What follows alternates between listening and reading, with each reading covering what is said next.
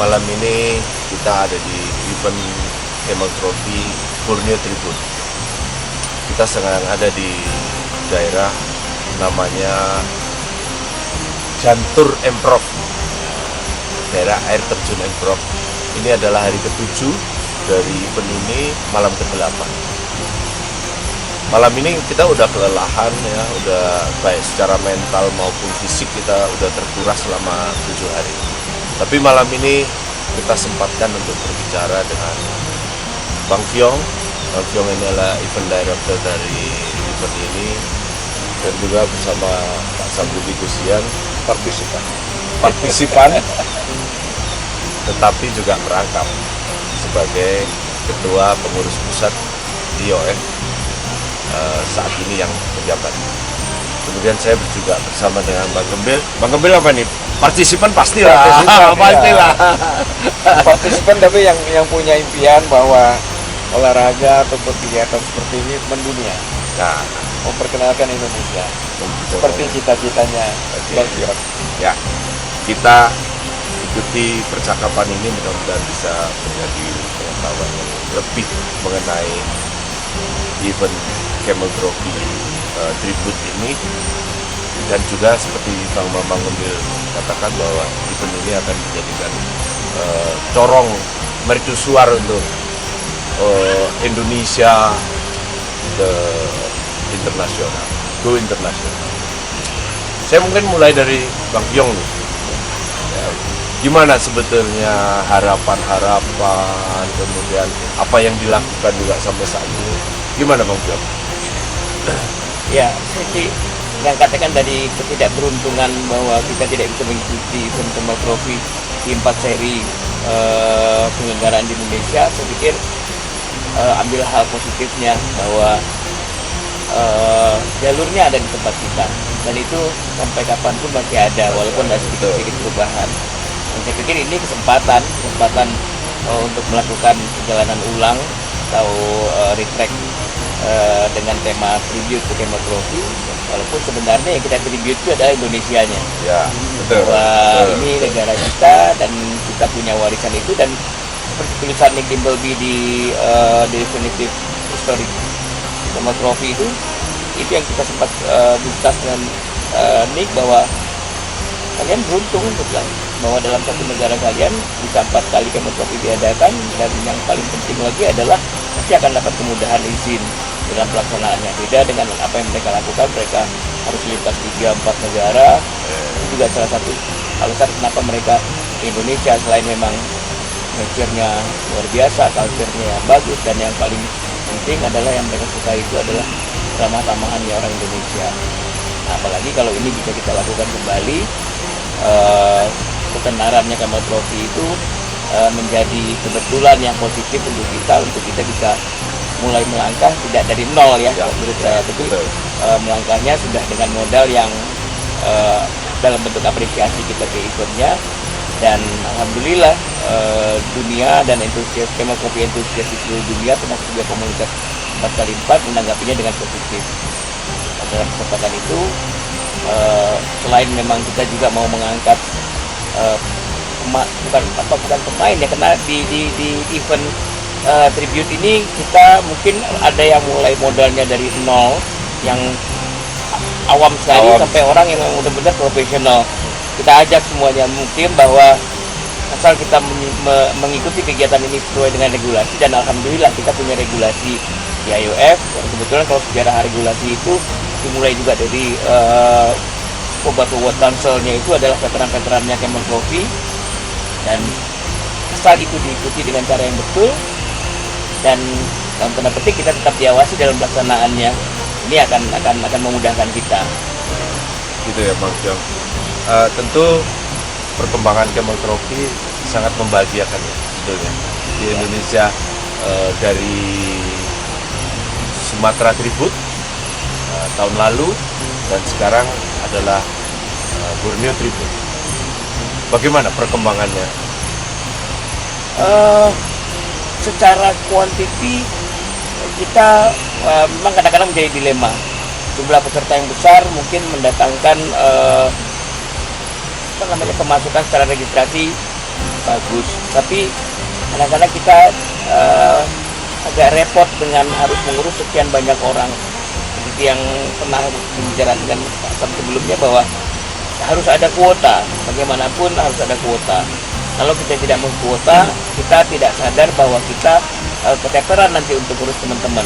Sehingga mungkin penyesuaiannya pada medan-medan yang lebih berat, pada tempat-tempat yang lebih kritis, atau pada penyelenggaraan. Contohnya sekarang kayak di Borneo, kita batasi 25 peserta supaya kita bisa mengontrol lebih mudah, karena agak beda karakternya Sumatera yang punya banyak alternatif jalan, alternatif support dengan di Kalimantan yang mungkin ada batas banyak sungai yang membatasi gerak, kemudian jaraknya jauh-jauh. Saya pikir itu pun juga satu handicap. Yang lainnya juga stresnya juga lebih tinggi karena wah ini nggak ada alternatif lain, sehingga akhirnya kadang-kadang muncul hal-hal yang lain yang kita pikir kalau itu stresnya muncul dari 50 peserta, kan kita yang akhirnya stres sendiri juga. Ya, saya merasakan sendiri bahwa sebagai partisipan saya merasakan perkembangan dari Sumatera Tribut ke Borneo Tribut.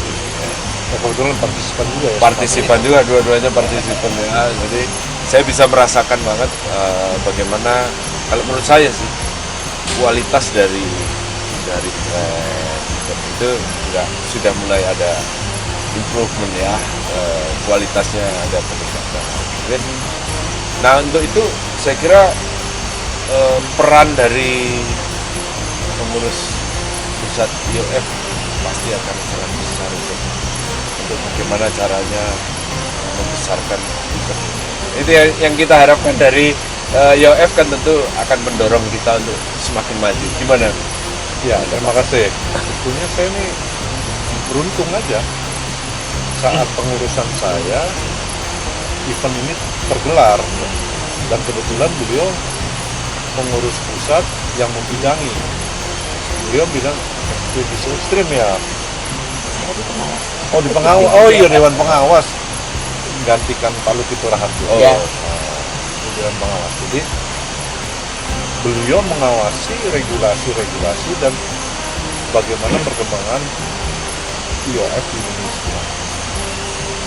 Beliau juga sebagai penggiat event, karena sebelumnya juga beliau sudah menggelar berbagai event bersama almarhum Tamsil ya. Jadi banyak juga yang iri pada beliau maupun almarhum, beliau bisa eksis ya enggak, karena beliau masih punya kreativitas dan langsung mempraktekkan dan diterima oleh pasar. Ini fakta yang tidak bisa dipungkiri. Banyak event yang meminta Bang Yong menjadi event director. Nah bagi saya regulasi yang ada, karena sebetulnya ini mengadopsi kemotropi, mereka sudah ada regulasi. Hanya mungkin ke depan karena mengantisipasi kuota yang semakin hari dituntut akan semakin besar, ya kan kita tidak bisa memungkiri kenyataan hasrat semua warga negara dengan berkembangnya event ini khususnya, karena ini event legenda ya, kemotropi, kemudian Tribut Borneo, Tribut Sumatera, kemungkinan tahun depan Tribut Sulawesi, kemudian kita lihat Tribut Kalimantan.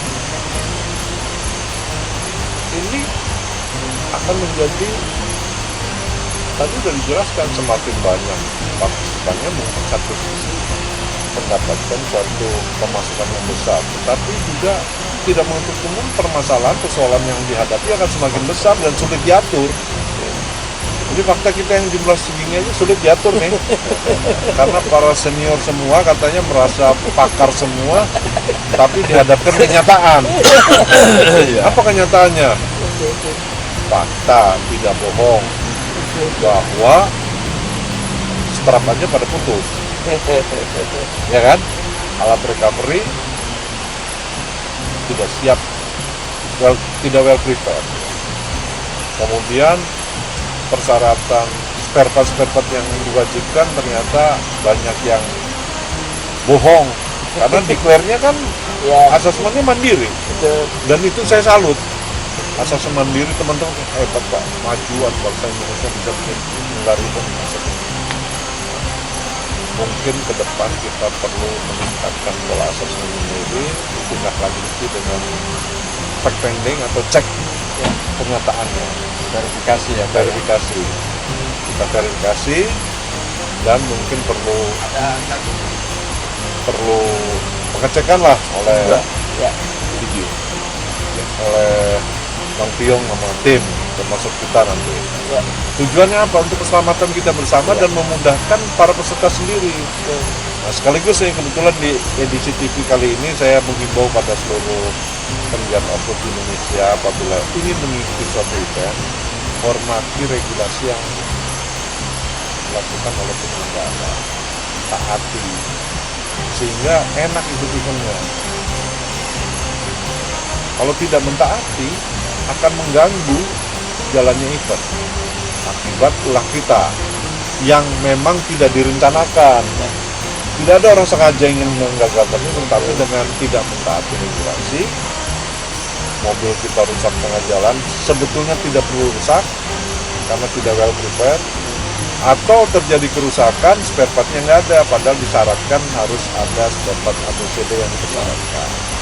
Nah ini penting.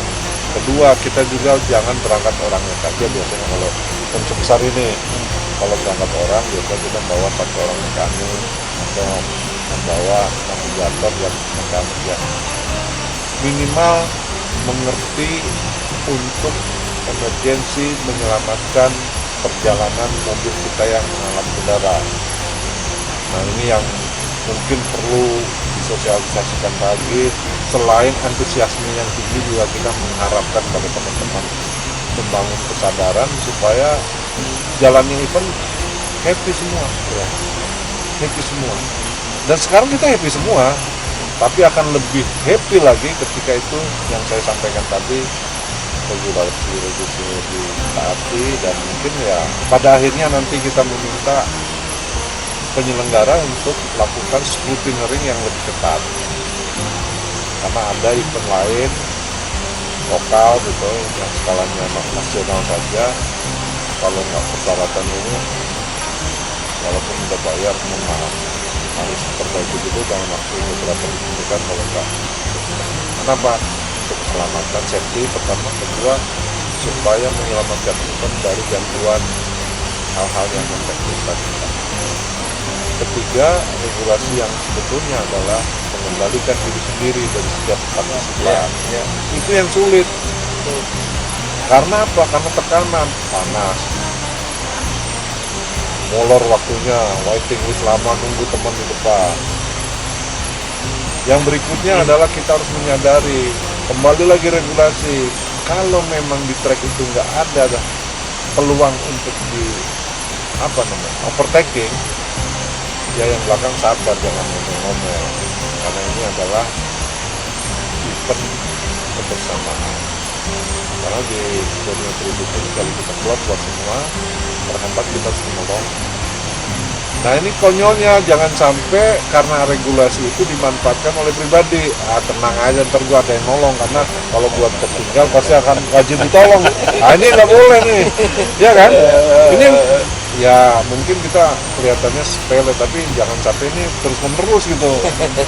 Nggak bawa selenoid, pinjam kawannya, nanti habis itu nggak bawa ini, pinjam temennya, orangnya itu aja kan nggak enak kan gitu.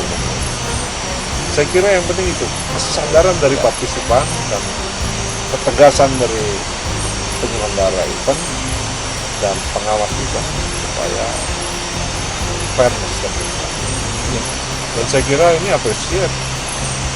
Sampaikan Bang Piong, kita punya warisan, walaupun dulu kita nggak sempat ikut karena teknis untuk menjadi partisipan itu ada syaratnya.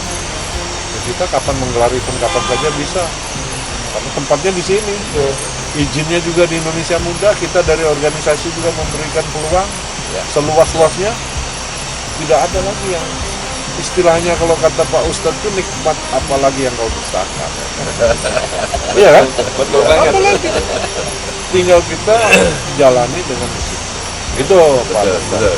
Jadi kalau saya bisa mengkompres apa yang beliau sampaikan bahwa dalam perkembangan tribut ini maka perlu disiapkan juga komponen-komponen regulasi, komponen-komponen itu. Karena saya lihat antusiasme peserta dari luar negeri juga meningkat. Justru karena itu mungkin bagaimana persiapan dari Bang Fiong ini untuk paling tidak kita sebentar lagi pasti akan membuka luas untuk peserta dari luar negeri. Bagaimana Bang Fiong? Ya, kemarin juga ngobrol sama teman-teman yang luar, termasuk juga dengan Tosi. Kita sudah mulai harus membuka beberapa orang yang memang menjadi ambasador kita untuk di luar. Seperti ada Toshi, ada Wong, ada Terry, jadi pikir supaya apa yang menjadi konsepnya kita itu tersampaikan dengan lebih jelas, nggak cilukba tiba-tiba Ya. ini orang baru tahu loh kok gini gitu ya.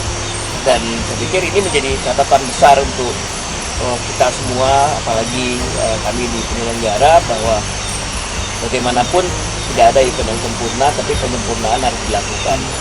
Dan yang paling penting lagi persiapan kegiatan, kita ngerasain bahwa ya sebagai anggota IOF, dan kebetulan saya mendaftarkan Senglo ini sebagai klub event organizer, supaya untuk mengencourage kawan-kawan juga bahwa nggak hanya klub loh di IOF ini, event organizer juga bisa memajukan dunia otomotif, dunia di Indonesia. Jadi kami menyadari bahwa nggak bisa event yang besok mau digelar bulan ini kita baru mulai persiapannya.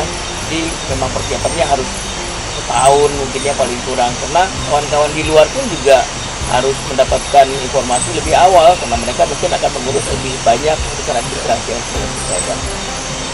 Mungkin saya kira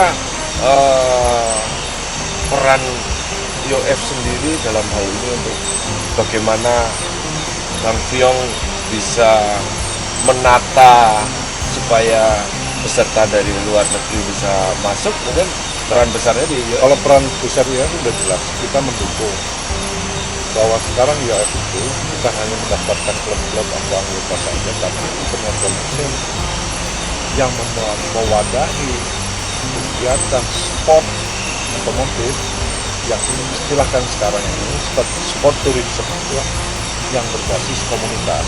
Komunitasnya komunitas 4x4 ya.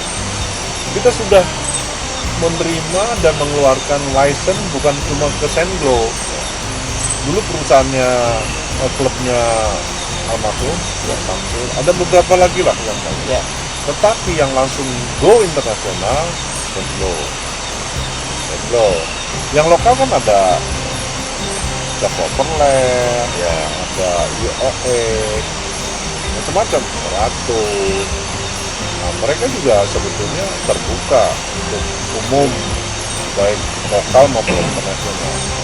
Tetapi gaungnya dengan tribut kemotrofi, dengan ada Sumatera, Borneo, Maluku, Sulawesi, dan kami dari IOF mendukung penuh, bahkan sekarang Bang Fiong nggak lagi kemana-mana deh, ke IOF doang ya. Kenapa? Loh, faktanya yang gini-gini kalau ada apa-apa kita backup. Bisa dilihat ketika event itu diwadahi oleh, direkomendasikan oleh IOF, nggak usah disuruh deh, mulai kemarin di Samarinda, backup, di sini backup. Kemarin kita waktu ke Sulawesi ke Toraja, ya. setiap kabupaten disambut oleh pengcap-pengcap IOF. Nanti ke Sulawesi begitu nanti rekomendasi kita informasikan ke daerah, jangan kaget nanti setiap pengcap pengen nyambut karena gedenya ya gelaran ini, gaungnya lebih gede lagi. Dan itu adalah memang culture-nya teman-teman di komunitas ya. Makanya saya bilang saya bersyukur sekali di saat kepengurusan saya ini terselenggara semua. Ya mungkin juga bukan karena kebetulan ya, upaya yang dilakukan itu ternyata terwujudnya sekarang gitu. Ya. Ya. Sekarang ya. saat gua udah pensiun bisa nikmati coba bayangin. Coba kalau saat gua masih hidup nggak bisa ikut, izin 3 hari dicari mutasi gua, kira-kira gitu kan. Jadi ini membahagiakan lah bagi saya pribadi ya, selaku pengurus pusat maupun sebagai penggiat olahraga maupun atau yang kita sekarang pemerintah lagi menggiatkan sport tourism berbasis komunitas. Jangan berhenti di sini menurut saya, teruskan. Karena kemarin saya ngobrol sama anak muda Sevo ya, Ya, yang dari Sevo. Sevo itu juga ambasador kita yang ada di Ya, luar ya. betul. Dia bilang begitu buka udah 2000 yang waiting list untuk ikut sebagai penumpang ya. Ya. Penumpang, ada sebagai penumpang, ada sebagai navigator, ada yang belajar jurnalis. Dan mereka ditarik nggak murah, siap mereka bayar. Nah, sementara kita kuotanya cuma 25. Yang dari satu ambasador aja waiting list 2000. Sampai ditutup lagi sekarang, nggak berani buka. Iya kan? Tadi ngomong, Pak saya tutup lagi, nggak berani, karena ternyata mobilnya cuma 25. Nah, nanti ke Sulawesi di kuota 40. Ya mudah-mudahan mulai Sulawesi, go internasional itu terwujud, mereka bisa, ya perwakilan satu mobil bisa membawa berapa penumpang itu, dengan dia membayar ke mobilnya itu, yang bawa itu dia membayar kewajibannya kepada panitia. Itu udah luar biasa, terobosan besar yang tidak pernah dilakukan oleh organisasi manapun otomotif di Indonesia, yang katanya terwujud.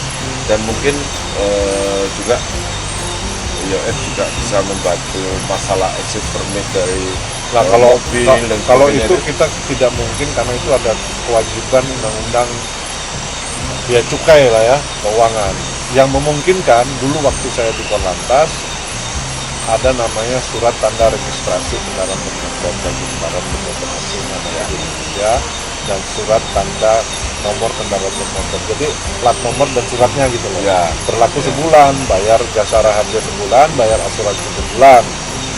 Karena tidak ada, itu berlakunya laksana visa, karena visanya sebulan, mobilnya sebulan. Ya. Dulu pernah ada kemudahan, tapi komunitas nakal, mobil masuk kagak balik.